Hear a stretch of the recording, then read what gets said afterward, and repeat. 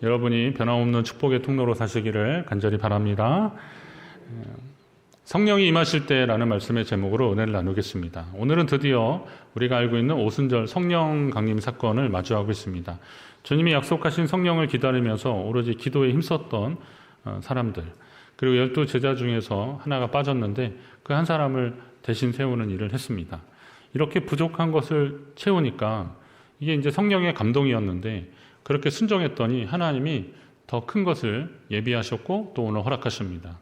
기다리던 성령이 임하신 겁니다. 그리고 성령 충만의 역사도 함께 이어졌습니다. 성령이 감동이 되어 순종했더니 그곳에 모인 사람들이 성령 세례받고 성령 충만해지고, 이게 하나님의 역사더라고요. 교회는 바로 그런 곳이 되어야 됩니다. 성령 충만을 사모하고 그 뜻 가운데 열심히 신앙생활하고 또 하나님 말씀대로 살려고 애쓰면 또 하나님이 더해 주시는 역사가 계속될 줄로 믿으시기 바랍니다.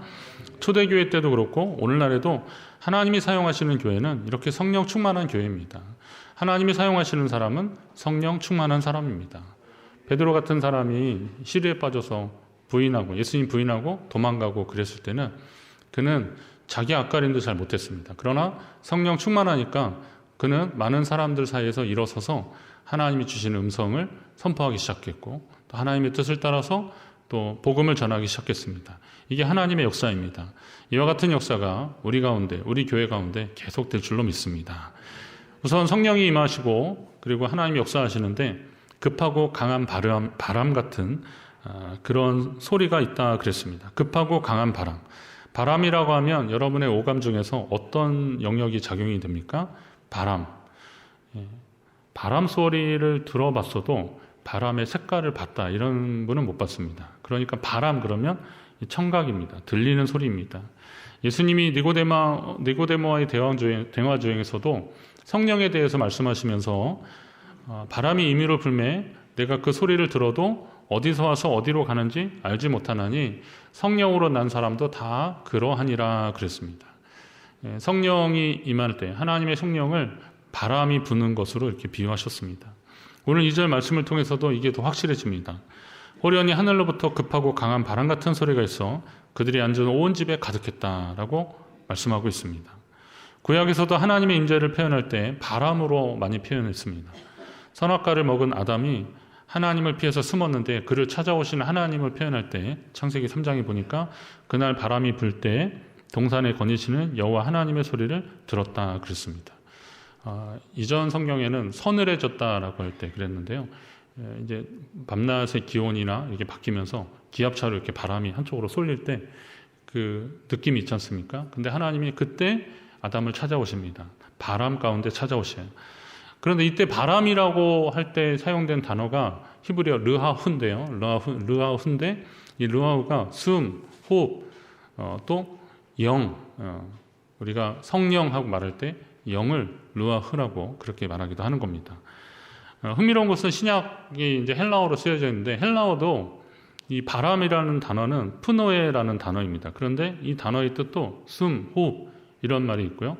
이런 뜻이 있는 건데 이제 헬라어에서는 성령을 푸뉴마라고 그러는데 푸뉴마도 푸노에 이런 것처럼 이 어감이 같죠. 그래서 이 같은 어원을 가졌다. 그러니까 성령도 같은 의미. 구약에서 르하흐를 바람, 영 이런 것처럼 신약에도 같은 의미로 번역이 가능하다라는 겁니다.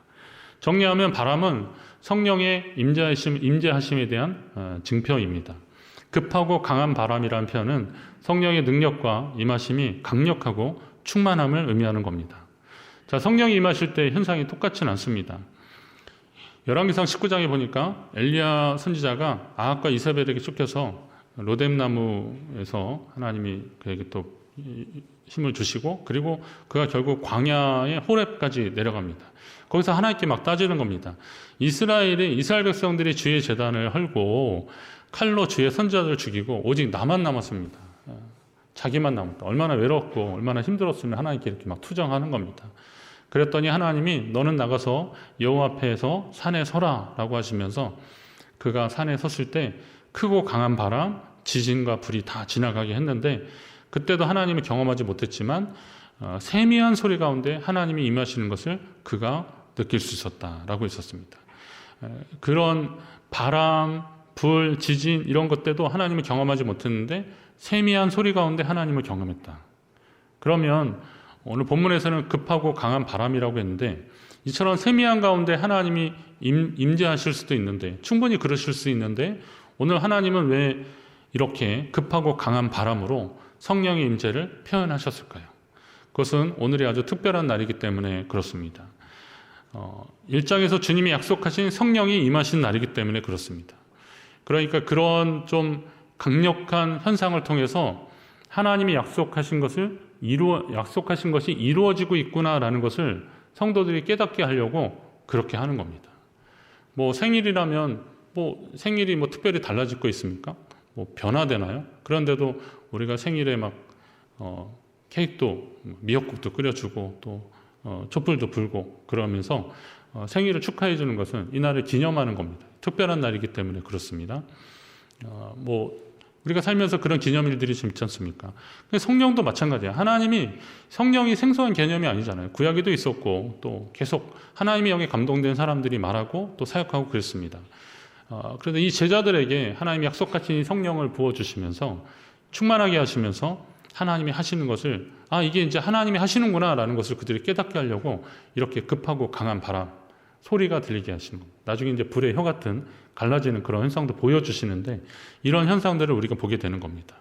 어떤 사람들은 성령이 임하는 이 순간이 교회의 시작이다라고 말하는 겁니다. 성령을 통해서 교회가 시작되었다. 그러니까 이날은 무슨 날이에요? 교회의 시작일입니다. 교회의 창립일. 하나님의 교회를 시작하는 날이시니까 이 급하고 강한 바람 소리로 이 날을 그들에게 각인시키려고 하나님이 그렇게 하시는 겁니다. 여러분의 생애 가운데 이렇게 하나님의 영이 우리를 붙잡는 그런 날들이 있을 것입니다. 어쩔 때는 좀 강력하게 하나님 역사하시는 그런 순간들이 있습니다. 이런 순간들을 잘 기억하십시오. 그리고 이것을 잘 새기십시오. 하나님이 일하시는 순간들입니다. 어떤 분은 교회 나오셨는데 몸이 이렇게 뜨거워짐을 계속 경험했다 그러더라고요. 그런 현상들 경험하신 분들 있을 겁니다. 몸이 계속 뜨겁다는 겁니다. 속에서 이렇게 뜨거운 것이 나온다는 겁니다. 우리 교회 지난해 등록하신 분도 그런 말씀 하시던데 제가 생각하면서 어떤 분이 그랬어요. 목사님, 제가 교회만 가면 정말 이렇게 몸이 더워지고 뜨거워하는 것을 경험했다는 거예요. 하나님의 역사죠. 성령의 역사죠. 그분이 교회를 나왔을 때 예수님을 믿으러 나왔을 때 예배 드릴 때 하나님의 임재를 경험할 수 있도록 하나님이 역사하시는 거죠. 근데 그런 여러분의 생애 가운데 성령의 충만한 역사들이 있을 때 그 경험들을 잘 간직하셔야 됩니다. 그래야 그런 일들을 통해서 하나님이 일하고 계셨구나. 또 하나님이 지금도 역사하시는구나. 성령이 오늘처럼 강력하게 임하실 때 우리가 생각할 수 있는 것은 또 뭐냐면 그 소리가 크고 강하다는 건데 그렇게 되면 세상의 소리는 묻히게 된다는 겁니다. 지금도 많은 소리가 이 소리에 있을 겁니다. 이 속에 있을 겁니다. 모르긴 몰라도 많은 소리가 있습니다. 시계가 돌아가는 소리. 우리 지금 디지털 시계로 바뀌었는데요. 전에 이렇게 쿼츠 이렇게 착각하는 그런 시계였거든요. 이런 시계의 소리가 있습니다. 근데 이런 소리는 아마 잠잠하면 들리는 소리입니다. 그런데 이렇게 사람이 있고 또 옷을 이렇게 입으시잖아요. 그러면 이게 다 흡입이 되는 거예요. 흡음이 되는 겁니다.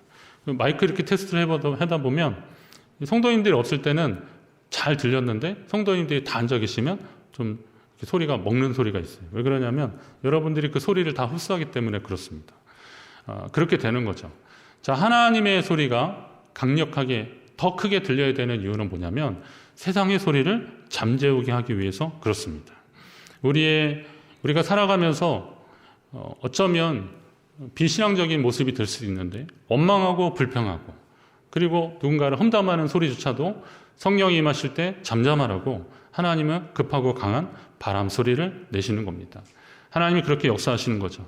스가랴 2장에 보니까 모든 육체가 여호와 앞에서 잠잠할 것은 여호와께서 그의 거룩한 처소에서 일어나심이라. 하나님이 말하시는 겁니다. 하나님 말씀하실 때 우리는 잠잠하는 겁니다. 설교 시간에 왜 여러분이 가만히 듣고 계시는 겁니까? 교회 학교나 이런 데 가서 설교하면 제일 겁나는 애가 그런데요 이런 애들이에요. 그런데요. 그러면 질문하기 시작하면 한이 없어요. 그런데 여러분은 제가 뭐라고 이렇게 말씀을 전할 때 하나님의 말씀을 전할 때 그냥 다 가만히 계시나요? 어쩔 때는 제가 잘못된 정보를 말할 수도 있잖아요. 그러니까 저도 이제 어떤 내용들을 이렇게 기인해서 말씀하고 있는데 혹시 제가 착각한 것도 있을 수 있어요. 근데 말씀할 때도 조금 틀려도 그냥 가만히 계시는 이유는 왜 그렇습니까? 하나님이 지금 말씀하시는 시간이기 때문에 그래요. 저를 통해서 하나님이 말씀하시기 때문에 그 말씀을 들으려고 노력해서 잠잠하는 거죠. 그러니까 하나님이 일하실 때, 하나님이 일하셨을 때 잠잠하는 것은 하나님을 경외하는 자의 자세라는 겁니다. 성령 충만할 때, 하나님이 일하실 때 여러분이 그 소리를 귀 기울여 들으시기를 간절히 바랍니다. 성령이 임할 때 또 나타나는 현상이 뭐냐면 마치 불의 혀처럼 갈라지는 것들이 보였다 그랬습니다. 각 사람 위에 하나씩 임하였다. 이런 표현이 나옵니다. 불은 역시 또 하나님의 임재와 권능을 나타낼 때 주로 사용된 도구입니다. 죄를 지은 결과 에덴에서 쫓겨난 아담과 하와가 다시 동산으로 돌아오지 못하도록 그룹들과 불칼로 그들을 지키게, 그들이 못 들어오게 지켰다 그랬습니다. 하나님이 미디안 광야에서 모세에게 나타나실 때도 떨기나무에 불이 붙었는데 타지는 않는 상태로 불이 활활 타오렀습니다. 불로 하나님의 임재를 나타내셨습니다. 출애굽 과정에서도 광야에서 하나님은 당신의 임재를 구름 기둥과 불 기둥으로 나타내셨습니다. 하나님의 임재를 불로 나타내셨다는 거예요. 또 하나님은 불을 기도에 대한 응답의 도구로도 사용하셨습니다. 갈멜산에서 엘리야가 기도할 때 하나님이 불을 내려서 제단에 있는 모든 재물을 다 태우시고 그 또랑의 흙과 또랑의 그 물도 다 핥았다 그랬었습니다. 불로 다 태우셨다는 거죠. 하나님이 그렇게 하시는 겁니다. 응답하신 거죠. 바알과 아세라, 바알 선지자들은 그들의 신은 그들의 몸을 찢고 막 해를 가하고 그래도 끔찍 않았는데 하나님은 엘리야가 기도할 때 역사하신 거죠. 불로 응답하셨습니다. 불은 또한 때로는 심판을 상징하기도 합니다. 광야에서 교만하여 지도자 모세와 아론의 제사장직에 맞섰던 고라와 그 일당이 한 250명 됐는데 그들이 향로에 불을 담아가지고 하나님 전에 나오다가 그들이 다 불타버리고 말았습니다. 이게 하나님의 불로 심판하시는 거죠. 그러니까 하나님의 임재, 하나님의 응답, 그리고 하나님의 심판, 이게 불로 나타났는데 시각적 표현으로 보면 불의 혀라고 하는 것이 불의 혀같이라는 표현이 참 의미가 있더라고요. 여러분 불이 이렇게 막 이글거릴 때는 마치 이것이 금방이라도 뭔가를 다 삼킬 것 같습니다. 근데 실제로 그렇습니다. 성령의 불이 임하면 어떤 현상이 일어납니까? 삼켜버리는 거죠. 그리고 어떤 물질의 속성을 완전히 바꿔버리는 겁니다. 여러분 불에 탄 것들은 어떻게 되는 겁니까? 이전에 형질이 남아있나요? 완전 바뀝니다. 화학적으로 완전히 바뀝니다. 말하자면 불은 물질의 그 산화 반응으로 나타나는 일종의 현상인데요. 이게 연소된다 그러잖아요. 연소되는 겁니다. 그러니까 물질이 산소와 결합하여서 빛과 열을 내는 반응이 이제 연소 반응이라 그러는 거죠. 근데 그렇게 되면 이건 완전히 바뀝니다. 이런 나무들이 참나무 이런 것들 완전히 태우면 수시되잖아요. 이게 탄소가 되는 거예요. 아예 그냥 바뀌어 버리는 겁니다. 그게 사람에게도 적용된다고 한번 생각을 해보십시오. 성령이 임할 때 이제 우리가 성령의 불이라고 하는 표현도 바로 그래서 계속 하는 건데요. 성령이 우리 가운데 임하시면 우리는 옛사람이 완전히 변화되어야 정상이라는 거죠. 물론 우리의 생명이나 우리의 몸은 그대로겠죠. 그렇지만 우리의 속사람이 완전히 바뀌어져야 한다는 겁니다. 하나님이 그렇게 하셨습니다. 성령의 불이 성도에게 임하면 변화되는 겁니다. 거칠고 성격 급한 시몬이 주님을 만나서 반석, 베드로란 이름을 얻었어요. 그러고 나서 어떻게 되었습니까? 그는 예수님을 따라다닐 때만 해도 예수님 붙잡혀가는 순간에도 칼을 빼들었던 사람인데 그리고 또 사람들 사이에서 막 정말 이렇게 좀 거칠었던 그런 사람인데 베드로후서 말씀을 이렇게 보면 이게 그 베드로가 했던 게 맞을까 하는 권면이 나와요. 그러므로 너희가 더욱 힘써 너희 믿음의 덕의 지식을, 지식의 절제를, 절제의 인내를, 인내의 경건을, 경건의 형제 우애를, 형제 우애의 사랑을 더하라. 아니 세상에 베드로가 우애, 사랑 이런 얘기를 하고 있어요. 절제를 이야기하고 있어요. 이거 어떻게 된 겁니까? 예수 안에서 성령의 불로 바뀐 거예요. 그럼 우리가 성령 충만할 때 이런 역사가 있는 거죠. 오늘 우리 안에 하나님의 영으로 충만해지면 우리는 온전히 변화될 수 있다는 겁니다. 여러분이 그 은혜를 다 경험하시기를 바랍니다. 성령이 함께 하시면 우리는 변화됩니다. 내가 그리스도인이라고 말하면서도 아직 내 안에 성령의 변화에 대한 그 아까 기억들, 그 추억들이 없으시다면 하나님 앞에 은혜를 구하셔야 됩니다. 주의 성령의 불로 나를 태우소서. 우리 찬양 있지 않습니까? 성령의 불로 나를 태우소서. 근데 입으로만 그렇게 노래하는 사람들이 아니라 우리 생애 가운데 하나님이 역사하셔서 나를 온전히 변화시켜 달라고 기도하는 자들이 되어야 됩니다. 인생이 바뀔 것이고 또 삶의 방향이 달라질 것입니다. 왜냐하면 성령의 불로 변화되었기 때문에 그렇습니다. 오늘 하나님의 사람들이 성령 충만함을 사모해야 되는 것이 바로 이런 이유입니다. 오늘 충만에 대한 이야기가 그 현상이 오늘 다시 또 나오고 있습니다. 성령이 임할 때 이 청각적인 것, 들리는 것과 보여지는 현상도 있지만 가장 중요한 것은 그들이 다 성령의 충만함을 받았다라는 겁니다. 성령의 충만, 이게 우리가 보기에는 어떤 좀 추상적인 것 같지만요. 그러나 충만은 거기에 충분한 현상들이 나타나게 되어 있습니다. 자, 충만이라는 것은요, 예수님 한 분으로 충만합니다. 성령이 충만한 사람들은 그런 고백을 하더라고요. 세상의 것들이 아니라 하나님으로, 하나님이 주시는 것으로 충만합니다. 이렇게 하는 겁니다. 충만이란 찬양에 보니까 난 예수로 충만하네. 그럼 이 찬양이 그냥 찬양의 가사만이겠습니까? 이 말이? 이건 하나님이 우리를 채워주시는 역사고 하나님 앞에 고백하는 사람들의 고백입니다. 하나님이 이끄신 대로 충만함을 경험하는 저와 여러분 되시기를 간절히 바랍니다. 갈릴리 출신 제자들이 성령 충만해서 방언을 하기 시작하니까 어떤 사람들은 당황했고 어떤 사람들은 저들이 세술에 취했다 이렇게 말했습니다. 조롱했습니다. 이걸 가만히 보니까 믿음이 없으면 성령의 역사를 이해하지 못하더라고요. 하나님의 말씀이 전해지고 주님의 뜻이 이루어지고 있는데 성령을 알지도 못하니까 성령으로 변화된 역사를 깨닫지도 못하고 그리고 성령으로 변화되어서 성령을 경험하여서 변화된 사람들이 행하는 일들을 이해하지 못하는 거예요. 오늘 그 말씀, 생명의 산 말씀 본문에도 그런 게 나오던데 그 한나가 괴로우니까 하나님 전에 가서 통곡했죠. 예. 하나님, 저희 수모를 아시지 않습니까? 그렇게 하다가 결국 서원해요.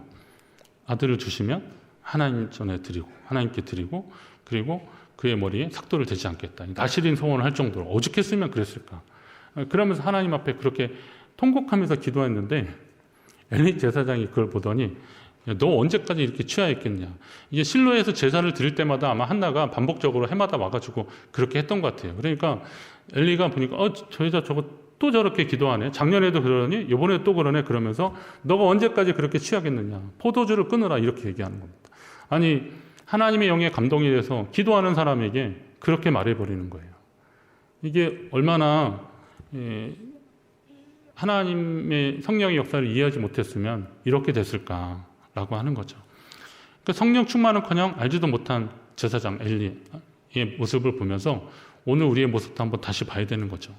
성령의 역사를 이해하지 못하는 사람들에게 베드로가 일어나서 때가 제 3신이 여러분 그 성경의 시간에다가 6을 더하시라 그랬습니다. 그러면 3 더하기 6 하면 9시잖아요. 아침 9시라는 거예요. 그러니까 아침 9시부터 술 취해 있을 사람이 어딨냐라는 거예요. 그러니까 지금은 아침 시간인데 우리가 술에 취한 것이 아니라 하나님이 선지자 요엘을 통해서 말씀하신 그 예언이 이루어지고 있는 것이다. 요엘서를 인용하면서 그때 내가 내 영을 내 남종과 여종들에게 부어주리니 그들이 예언할 것이요 라고 하는 요엘서 말씀을 인용하는데 그 일이 지금 일어나고 있는 것이다 라는 겁니다. 그러면 그들을 지적했던 이 사람들도 유대인들이고 그 예루살렘에 살고 있었던 종교 지도자들이었는데 그 사람들도 요엘 말씀을 몰랐을까요? 알고 있었을 겁니다. 그런데 성령 충만하니까 베드로는 지금 일어나는 이 현상이 하나님이 약속하신 일이 이루어지고 있구나라는 것을 깨닫고 그런 것이다라고 선포하는 거죠. 그런데 성령 충만하지 못하면 성령을 알지 못하면 그런 하나님의 역사가 일어나고 있는데도 알지 못하는 거예요. 깨닫지도 못하고 저거 미쳤다, 술 취했다, 당황해하는 겁니다. 하나님이 역사하시는 것입니다. 주의 약속하신 성령이 임하시는 겁니다 라고 베드로가 말한 다음에 누구든지 주의 이름을 부르는 자는 구원을 받으리라 이런 말씀을 하는 거예요. 그러면 아마도 이들이 지금 방언으로 이야기했던 것은 유창한 외국말을 막 이렇게 대화를 하듯이 이렇게보다는 아마도 하나님이 거기서 역사하셨다면 누구든지 주의 이름을 부르는 자는 구원을 받으리로다. 이 말씀을 하게 하셨을 것이다 라는 겁니다. 예수를 믿으면 구원을 받을 것이다. 이 말씀을 하게 하셨다라는 거죠. 오늘 하나님의 일을 맡은 사람들이 바로 성령 충만해야 되는 것이 바로 이런 이유입니다. 이유가 바로 이거죠. 하나님의 영으로 충만해야 하나님이 일하시는 걸 보게 되는 겁니다. 저도 사역자로서 하나님 앞에 말씀 연구하고 선포하고 나누고 그러는데 제가 하나님 앞에 기도하는 것도 바로 그런 부분인데요. 여러분이 저를 위해서 기도하실 때도 그렇고 또 주의 일을 하는 사람들은 바로 그런 것이 있어야 되는 겁니다.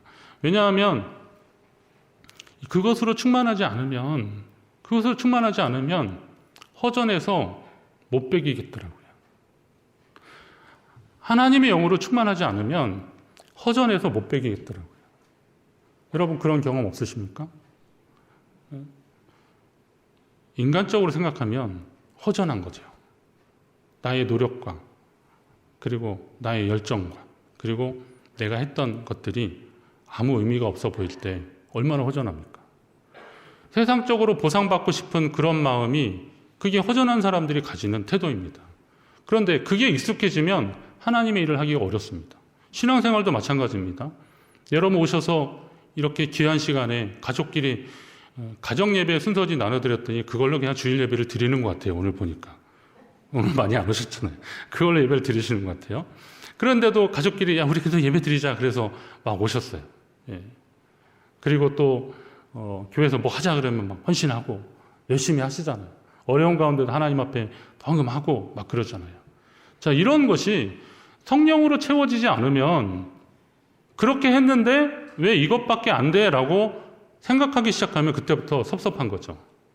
내가 그렇게까지 했는데 나한테 이 정도밖에 안 해줘? 라고 하면 섭섭한 거죠. 하나님의 영으로 채워져야 되는데 세상의 것들로 자꾸 보상받으려고 하면 그때부터 힘들어지는 것 아니겠습니까? 그러나 하나님의 영으로 충만할 때 그런 섭섭한 마음이 왜 안 들겠어요, 인간적으로. 그렇지만 그것보다는 내가 세상적으로 인간적으로 받는 영광보다 하나님이 채워주시는 것이 더 크다라는 것을 깨닫게 되기 때문에, 인정하기 때문에 우리는 다시금 힘을 낼 수 있는 겁니다. 여러분 그런 사람이 되시기를 주의 이름으로 축원합니다.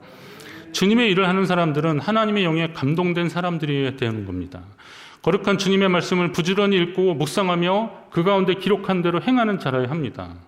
그건 목회자만 얘기하는 게 아니죠. 성도들을 말하는 겁니다.